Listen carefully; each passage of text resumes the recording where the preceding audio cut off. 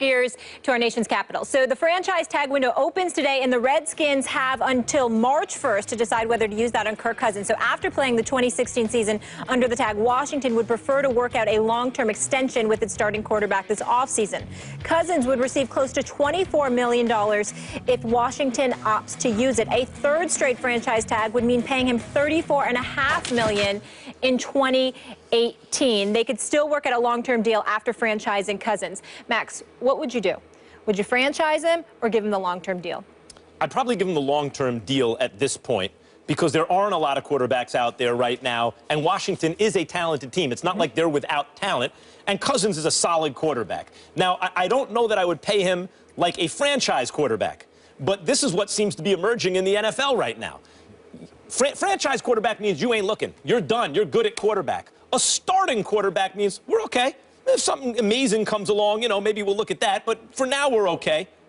And when you think about it, if he avoids injury and you keep franchising him, you're likely to wind up paying him more than you will in a long-term deal anyway. The guarantee for Osweiler was only $37.5 million. Cousins made more than half of that last year. He does it again. He already beat Osweiler's guarantee in 2 years. Here's my thing. I have no problem with a long-term commitment to Kirk Cousins. I have a problem with the money.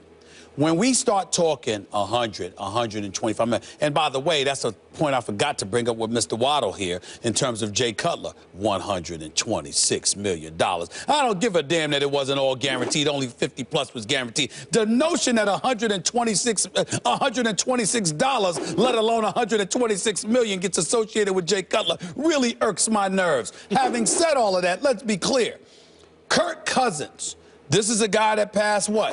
Completed 67% of his passes, passed for 4,917 yards, his second consecutive 4,000-yard season as a starter in Washington, having not missed a single game over the last 2 years, 32 games. He's played all 32 of them.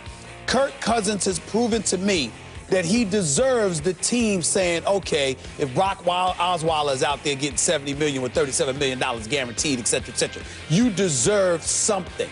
My problem is when you say $100 million, you're calling him the franchise. Right. And I don't believe he's earned the right to be a franchise quarterback. Last year, I'm going to repeat this again, and you tell me to put on my reporter hat, that's what I'm doing. Last year, in the throes of Washington's struggle, I got calls from numerous dudes in that locker room that said, we like Kirk. Great guy, damn good quarterback. Don't pay so much attention to the numbers, because he will pad his stats. And is he really playing to win, or is he really playing to pad those numbers? There have been times when I've watched the Washington Redskins, and Kirk Cousins has come up small in big moments. Not always, but it has happened. And there have been other times when they were out of reach, they were losing, and somehow, some way, prevent defenses kick in, and you padding up your numbers that way. Those are the kind of things that I'm looking at with Kirk Cousins. I'm looking for the Kirk Cousins that shows up consistently in big moments and tells me and shows me that the word franchise deserves to be attached to his name other than a franchise That's tag. the difference to me also between him and a franchise quarterback. Let me see you get it done with the money on the line. I haven't really, listen, other people could argue, well, the money's always on the line, and if you're a starting quarterback, you know what I mean. Highest leverage moments, I haven't seen it from him.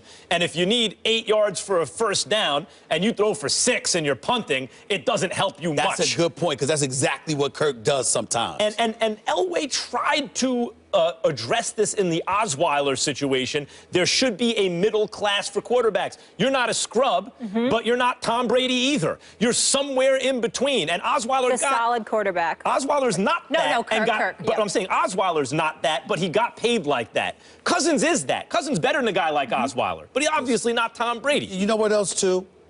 I'd give Kirk Cousins the house if it were Denver. Why?